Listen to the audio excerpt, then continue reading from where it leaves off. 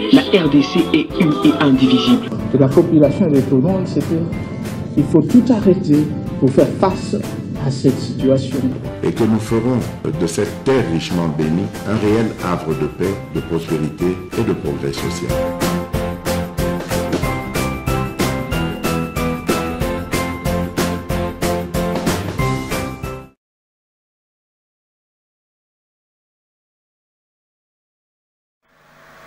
Congo, mboka ya bakoko, mboka ya mayele, mboka ya bato batonda boanya.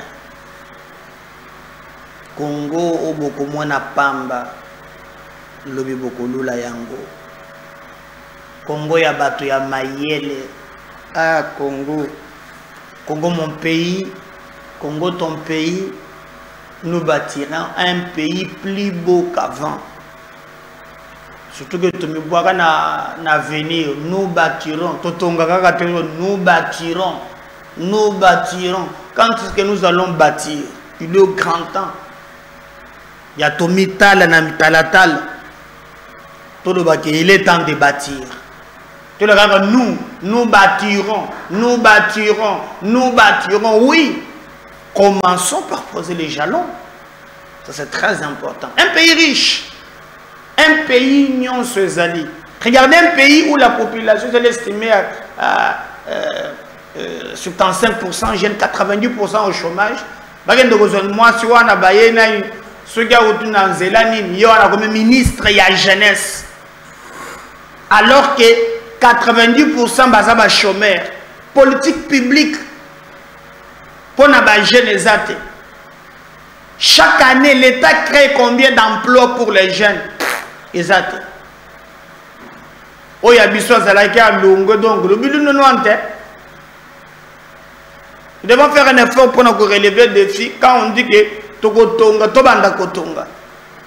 Oui. Scandale géologique que nous avons. Et ça, c'est la théorie, hein, na bakaye. Hein. Tozana diamant, tozana or, tozana cobalt.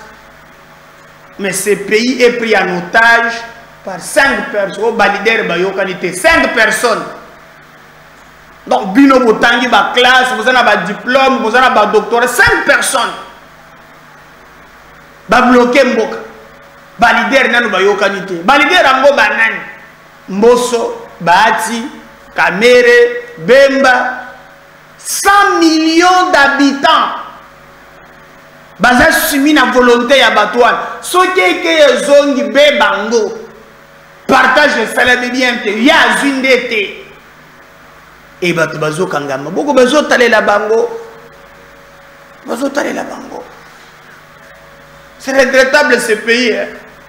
Nous devons faire un effort pour relever le défi. Monter au côté que monter na Congo azate. Batu le na 5 heures. Na moto soda moko. Asugi mutem soda zo prêter serment nakati ndai nakobundela mboka bisika nyonso bakotinda ngai nako défendre mabele ezala na Kasai ezala na bakomiga na Goma o soda yoki Goma ya balusi boma mutolebi na boma te na Goma lobi boma monsieur Goma nana cicatrice.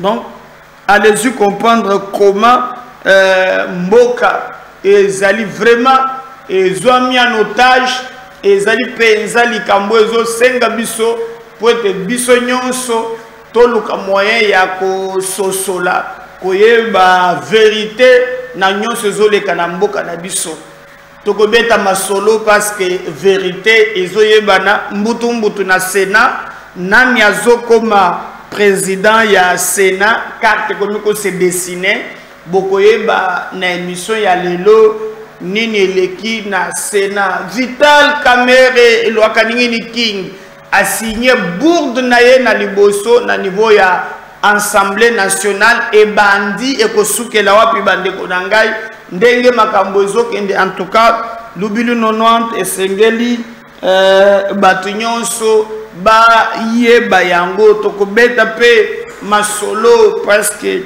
actualité ezali ko exiger yango boyote lobby léopard ya République démocratique du Congo et beti ndembo na mboka ya Sénégal baye oyo bato bakaniseke na kati ya Sénégal bako tout le chata mingete mibale mais to monique mwana mobale oyo asaleli kombo na ye balien ya no pe kontaka kala la mayele ali mayele ya solo beti mungete donc na surface de réparation Sénégal et que makeli kali mendi à comprendre le hôtel ko boma abso le bio otati ngombe le ko mupepe donc batuna ba définition na bango félicitations na ba léopard oyo ba betimat et qu'il un bi partout pour na élimination ya Coupe du Monde 2025 banda kala to umela pe to kenda penza na Coupe du Monde te kasi awa to kobeta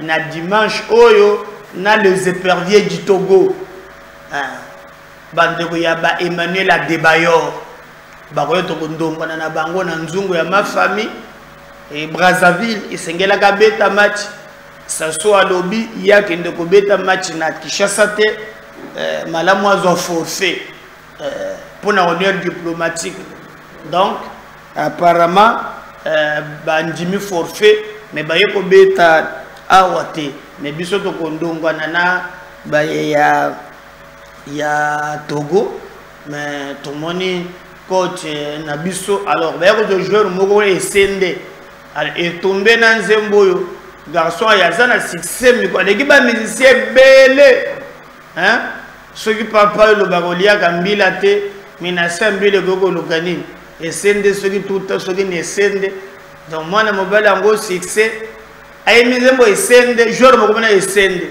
o DJ mumbo shobone makambo sali nyonso ezayo yako zo esende na yo donc ezali un peu très compliqué. Voilà quelques grandes lignes, mais tu as obligé à couper Sabino, moi, information, Moussoussou, pour retenir que Ethiopian Airlines n'accepte pas le paiement de ses billets en francs congolais, contrairement aux lois du pays. Donc, mais Ethiopian, vous ne pouvez pas vous frustrer, vous avez besoin pour rappeler loi bo sana biloko na bino ezala la loi sur magambo ya bay l'état lobby garantie kaka 3 mois ye moko l'état azana ba logement sociaux te muntu atongi ndako na ye alors yo so l'état le 3 mois OK l'état ya futelo ya kokota yaka obuka portokota na ya 3 mois. De l'état il s'engage d'abord yemo kwa zala na biloko pour mbongo bako yibaka awo ezape mbongo bako tia na biloko l'état yemo kwa zala kamina banda ko na ye siko ko makambo no gouverneur lobi ke no biloko nyonso franc congolais Ethiopia na lobi ngai na gozo frante soki bomuneke boza bongo na kangi bisaka na kei avion ko makia ya kobunda il faut que nous ayons un avion et un aéroport one et zongela so avion que wouh ba tu ba bandi mbango na tarmac so appelle léger double on l'a dit nasi le boutique éthiopienne tous les avions na biso moko Congo ouest net ba avion ça nous coûte combien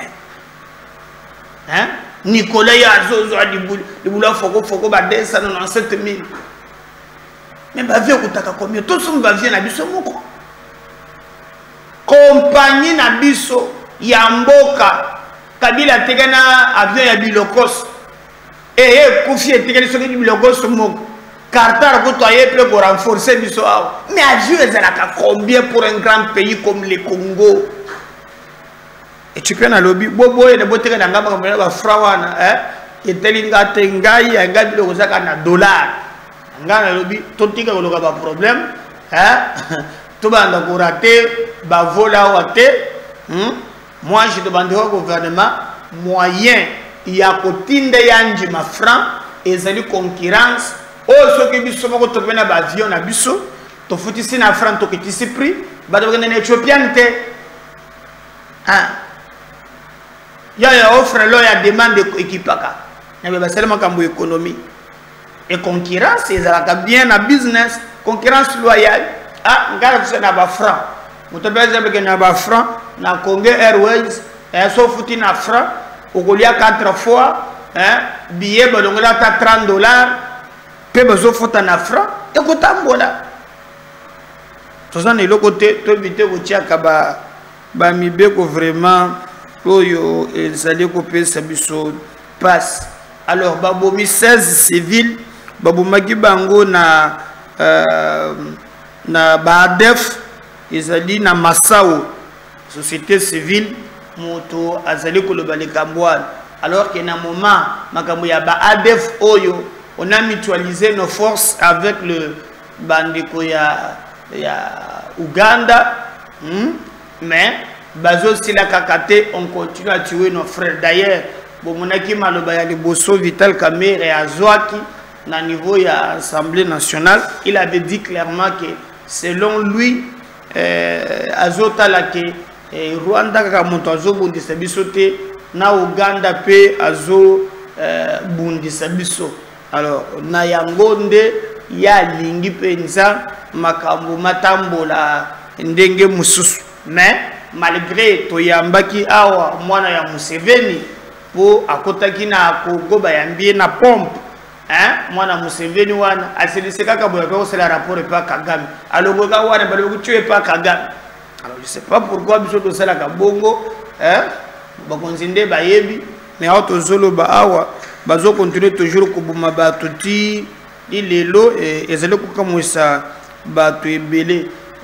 J'avais prévu pour la dernière émission ya lelo pour na expliquer lo bato bazo kaka te mais tozu maloba ya gouverneur ya banque centrale ye moto akoluka vraiment kosala lolenge oyo eleki. Je vous avais dit que le vendredi le 7 na prison militaire ya Ndolo pour retenir que nde procès ya malanga na bato na ye ko banda lelo.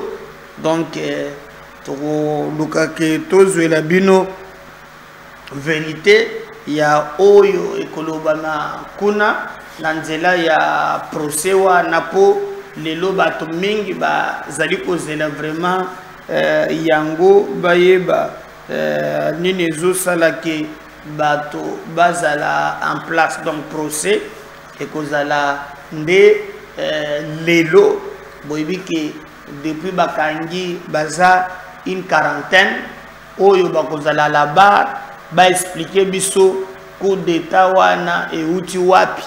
Alors biso vraiment tozana soif ya koyeba nini ezali chef de bande bakombo on est extrait de rôle o bomoni wana bakombo ezoneza bakombo ya bato bakosamba lelo bayebisa biso nani azalaki sima na bango bo retenir ke na kati na bango ba américain bazali na britannique moko asali kutu. Je crois que américain so zongi américain po degré ba nyata yenkunga. Donc azot transformation papa simo kimba américain bongo na chinois likambo ya kokamo. Alelo tokuyeba bayebisa biso na Ndolo nani atindaki bango plan na bango ezalaki nini net oyo botala moto aza américain mais degré ya frappe na drapeau ya Zaire na kingo ali kunga vrai américain mais comme chinois. Donc allez-y comprendre makambo ndenge eza ya komiko mitoni na fandaki na nga na États-Unis na ngai nini etindinga awa moko bazolo ba mwana ya malanga azalaka camarade na ye oyo atokende kosala na ONG nde baye awa ONG wana bamoko proposer mbongo ebele nde omoni anjimaki o tozalaka na ba biloko ya ndenge na ndenge balenge babu Vital Kamerhe batouché premier ministre nde basoka na palais du peuple. Alors kungali yake pesagi vertige talandinga komi lelo otozoloba oyo. Donc si l'obito ko pesa bino les détails ya ndenge nini procès koleka ekozela na Ndolo place bango ba bengami pote basala ba makambo mususu. Voilà au moins en bref oyo sengeli boyeba pour quelques grandes lignes na oyo etali information MKB officiel to ko la bino scoop to yeba ba mboka nini ba batamisima banani bazali ko luka ke to mona passe nyonso wana ezali makambo ya ko beta lisolo bande konangai to beta pe lisolo comme na yebisa ke bino ke na dès l'entame ya émission ba carte et comme ko se dessiner eza so makambo ya komitungisa mingi te na niveau ya Sénat. D'ailleurs il y a un débat wana ezali ko pesa bato mingi mutema passe et kozala vraiment très compliqué. Alors investiture ya gouvernement soumis par l'Assemblée nationale en pacificateur, Vital Kamerhe obtient l'accord des députés frustrés. Tokobeta li solo c'est parmi makambo ezali ko énervé bato mwa mingi mais nini eleki na oyo etali na Sénat.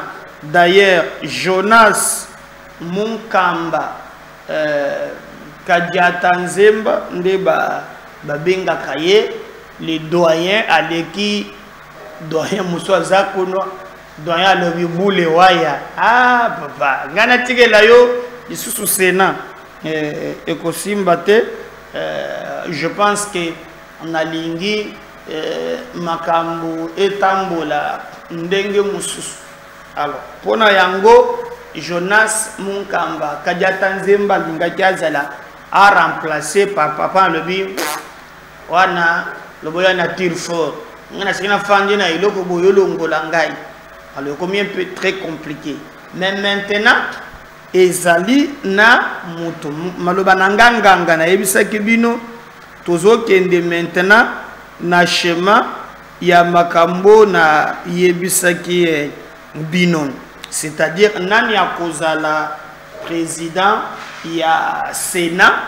Alors après validation de son mandat de sénateur, ce mercredi 6 juin, le premier ministre sortant, Sam Lukonde, ne cache plus son ambition de devenir président du Sénat.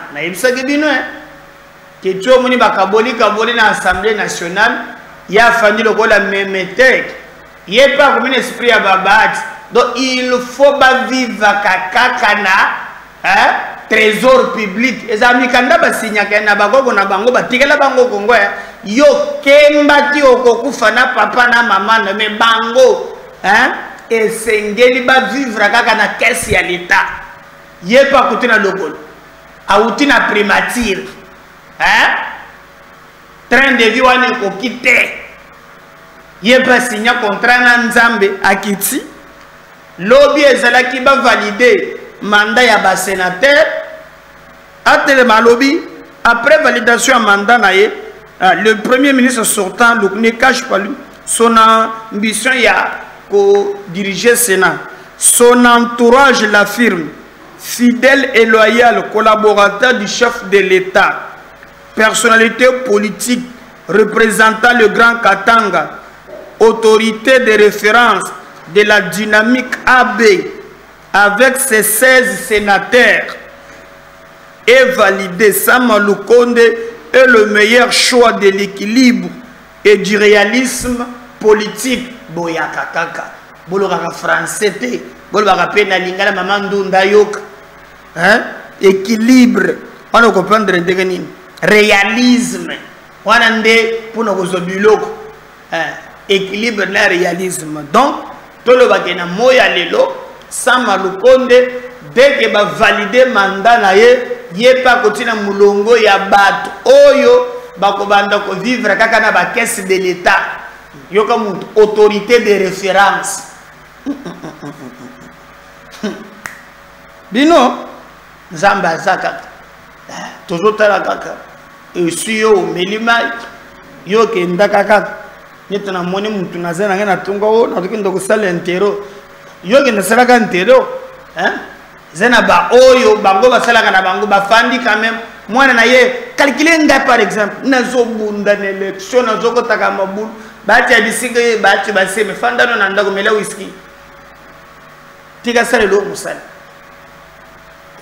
donc on a ya l'aise abatane campagne te tala tu premier ministre yo na président Sénat mboso président ya assemblée mama Marie Patrick Kobelela ya lemba deuxième vice caméra le ministre de l'économie président assemblée bah tu le rôle raté même dans le gouvernement il y a comme premier vice-président ou deuxième vice-président et vous allez les regarder comme ça, vous allez les regarder donc c'est leur pays. Vous voyez que caméra pas fan d'aka boyete abandi kozoa babiloko na yewan union sacrée basala qui déjà réunion ya kolobake ba député ba chama ina ville wana kabuya mutu asala ki yango siko caméra lobi o ba député ba okini kabuya ko la kaka ngai oyo pesa ba taba mona umone oyo kabuya mutu abengi seki yango voilà ozo mona abengi ba chef ba regroupement ba solo li ozo mona wa tango ba bimi caméra lobi o ya kabuya eza bien te ba député bazo boudé kaka mais bon mona siko yangai nde abandi sikoyo kuyamba siko ba député pour de basala oyaye allez un bon pacificateur français bandi un bon pacificateur il a réussi à convaincre le pacificateur jusqu'au bout abandi siko ba député do ibimi ke yeko mon oiseau battre les siko bokoz bino boyo bagi moi la nini kingite ba ba yebi ende ba yebi sabino un fin politique ayamba o abandiko yamba o alors kabuya siriga lo yagia sana modo dra ko pesete tuzana kacha union sacrée oya ko benga ka batwana tumelo sama kamba lubilu nonwana alors comme TV za radio te ba tu peux réagir député kaza député te mais c'est un journaliste John Lungila le Canadien il pas réagir makambo zoleka na mboka na biso surtout na oyo makambo Vital Kamerhe lo akanyengi king mobali ya batu ya mama Mida amene moi ce soir azo sala alobi eza ba premier bourg Kamerhe akoko kanayete ko s'effacer ce qui bozo zela s'effacer etalibino ye aza muntu ya ba biloko anate ali muntu ya travaillaka pote makambo mazala très bien. Alors nous voulons voir ça de près. TV et zali radio te nakolinga vraiment que tolanda John Lungila boazaka kaye mokote ba observateur baza ebelé même na couloir déjà batu ya IDPS alobaki loko toboyela ke caméra ya ngoyo tolinga kitozo mboso pomboso azana yena ba ambition te yo bogyo ko zo candidat président de la république makambo bazo solula na groupe ye azomona ngoma be esengeli kaka abenga ye ya ye na solo bon soki azobenga bato en solo bagende ko solola wana étalier biso ce qui nous intéresse ce n'est pas yakotala ke bato bazabo x ou y mais yakotala d'ailleurs botokola CP mibale dondia kenda koloka peso ilungila se lisilisi apesa pe toshiman kamera fandika boyo na munibini ba dubite bobela ka mingi na bana na bino mama yema batreta ka biente ngalia pesa biente na television bino nini mo combien de millions il faut ataba 2 millions oyo ko permettre que bato batonga po bozo kona kisi bien ba hôpital mususu tongezo ko tabino biente nani aza na besoin nango ye moko kaka. Alors allez-y comprendre que ceux qui se contrôler te nazo mwana vraiment ekomi kolumba solo likambo oya bakambo na bisu mibale en tout cas eza na lubilu nante na kati faut ye moko ayeba kotia ndebalo bakabala terre azo kumbango na vitesse que akobima gagnante soki kambo ya sabengisi eloko tika hein tika yo kobima teke no hein neti bato yokelaki ye kabuya te bori kaka yo et puis un bon pacificateur. Bon tout d'abord on va revenir juste après. C'est une analyse que je viens partager avec vous parce qu'il s'agit d'une personnalité la plus... C'est une analyse que je viens partager avec vous parce qu'il s'agit d'une personnalité la plus importante du pays. Il est important d'évaluer son comportement, ses actes et ses décisions. Depuis qu'il est porté à la tête de l'Assemblée nationale, Vital Kamerhe vient de poser son tout premier acte.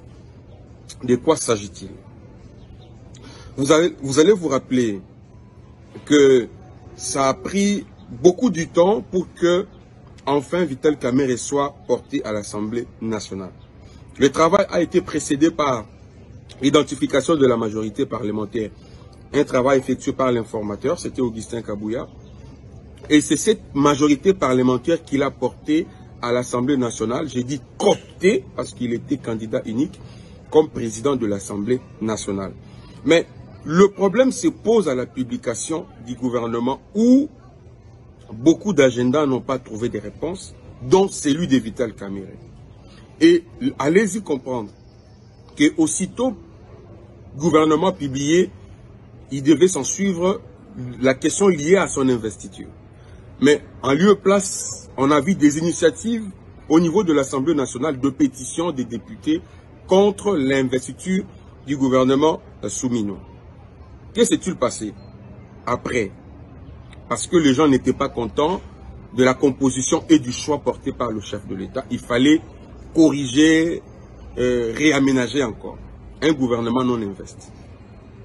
Mais l'Union sacrée va convoquer ses pairs autour du présidium à une réunion où Vital Kamerhe et Bahati Lukwebo ont séché volontairement et ont délégué leur lieutenant Billy Kambale pour Vital Kamerhe. Et donc, Kabouya s'est retrouvé seul face aux députés et il a fait ce qu'il pouvait faire. J'ai suivi, il a dit pas de mot d'ordre parce que la majorité parlementaire pour l'Union sacrée a été déjà identifiée aux uns et aux autres de faire leur travail. Mais qu'est-ce qui va se passer après?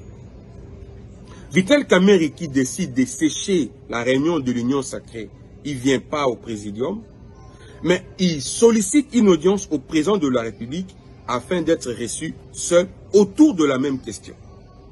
Et à l'issue de cet échange, Vital Kamerhe va informer au chef de l'État de la démarche qu'il compte initier au niveau de l'Assemblée nationale pour consulter la majorité parlementaire avant l'investiture du gouvernement. En réalité, c'est une démarche qui a déjà été conçue par Vital, mais il est venu auprès du chef de l'État juste pour avoir sa bénédiction. Et le chef de l'État, comme d'habitude, a donné son feu vert. En réalité, moi je dis, Félix Tshisekedi, il faut le connaître, et lui-même ne cesse de le dire, il est plus que malin. Il peut te dire oui, mais il t'observe. Ou soit il sait ce qu'il veut et ce que tu veux, il te laisse faire.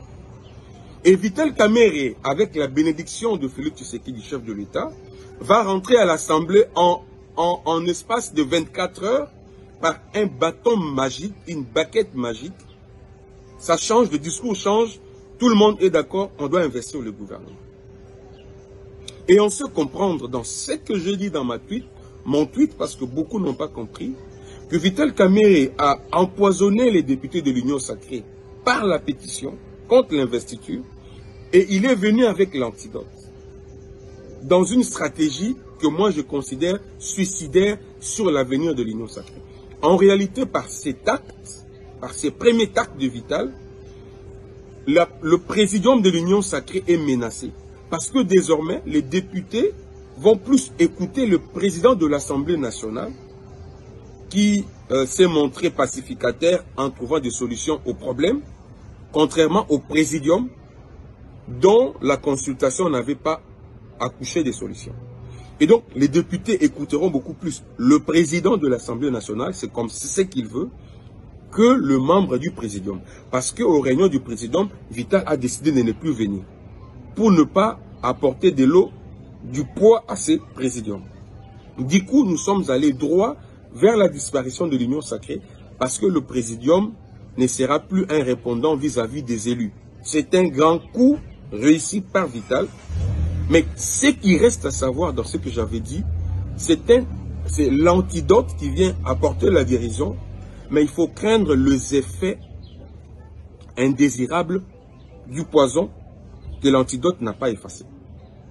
Nous allons continuer à suivre l'évolution de la situation, mais en réalité, voici l'esprit et la lettre des études qu'on a fait, parce que beaucoup n'ont pas compris, on dit, bon, comment il a empoisonné. C'est une figure de style pour expliquer le premier acte de Vital Kamerhe, président de l'Assemblée nationale. Merci beaucoup. Voilà, j'espère que Wana Bolandi et Zali John Lungila Bogal Sous. Maman mi d'après ça comme ça, Bani Kolumba Solo. Tata, Kamera Sali Susuni. Toyogana. Je ne le reconnais plus, je vous ai dit, et ça m'a donné tout le plein droit de pouvoir partir. Ici, je ne dis rien de dénigrant envers ce monsieur, je dis ce que je pense.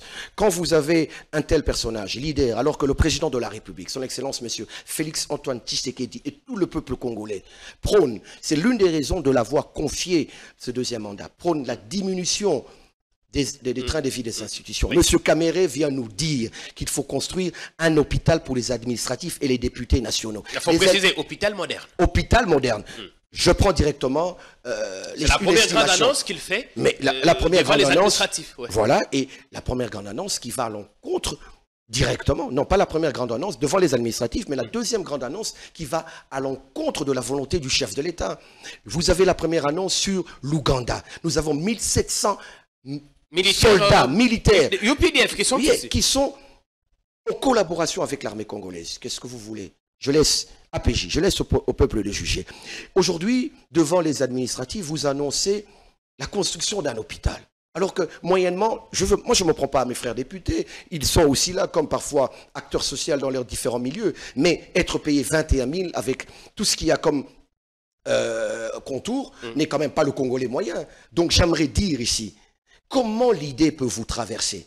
Alors qu'un hôpital moderne peut coûter entre 5-10 millions, il faudra doter l'hôpital, mais alors allons-y dans cette hypothèse. La présidence doit avoir son hôpital, la primature doit avoir son hôpital. Où a-t-on vu ça dans un pays où un homme qui se veut proche de la République, soucieux, proche du peuple, pardon, soucieux des défis à relever, va essayer de charger l'assiette de l'État pour des tels... Pour vous, ça ne devrait pas être la priorité. Ce n'est pas une priorité. Vous voyez autre chose, une occasion en tant que libre lecture, je crois que c'est inopportun, et peut-être pour des raisons comme vous dites, hein, il y a d'autres raisons cachées, parce que aujourd'hui, le président de l'Assemblée qui doit faire le contrôle ensemble avec les députés nationaux sur le programme du chef de l'État, le programme du gouvernement qui va être mis en place, sur... Par exemple, le ministre de la Santé, sur les états des hôpitaux que tout Congolais devrait fréquenter. Vous avez le chef de la majorité, l'autorité morale de la majorité, son Excellence, M. Félix Antoine Tshisekedi, qui s'évertue aujourd'hui avec la réfection de l'hôpital de Kitambo, aujourd'hui avec la réfection, la modernisation de l'hôpital général de Mamayemo. Ne doit-on pas essayer plutôt d'appeler les députés à une meilleure gestion de leurs finances, à une forme de mutuelle pour qu'ils arrivent à se soigner lorsqu'ils sont malades. Partout il passe, VK a toujours voulu améliorer les conditions de vie de ses collaborateurs. Cette fois-ci, nous à la présidence, il a dit lui-même lors du procès qu'il a triplé le salaire. Oui, mais je crois que À l'époque, oui, mais aujourd'hui, il y a question de se soucier du Congolais lambda, de l'assiette du Congolais lambda, du panier de la ménagère du Congolais lambda. Ce discours ne passera pas. J'en appelle au ministre de Finances de ne libérer aucun fonds en tant que Congolais. Et si cette histoire avance, nous ferons des pétitions contre le président de l'Assemblée nationale. Il avait demandé, solliciter l'implication personnelle du président. Le président de la République ne pourra en aucun cas, en tant que citoyen, se laisser ou accompagner une telle disposition, parce que je vous dis que c'est infaisable, c'est purement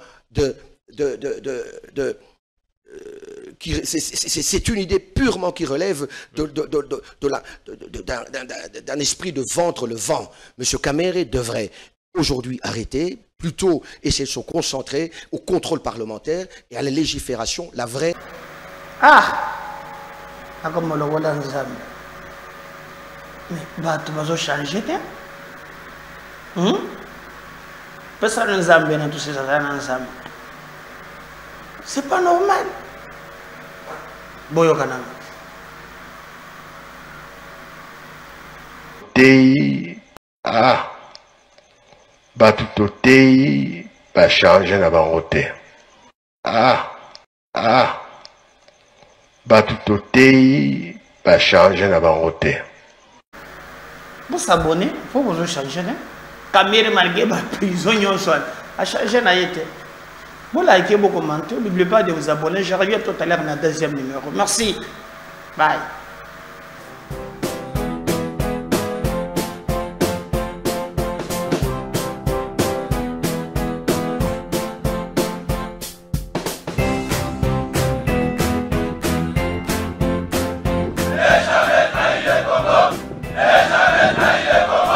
La RDC est une et indivisible. De la population et de tout le monde, c'est qu'il faut tout arrêter pour faire face à cette situation.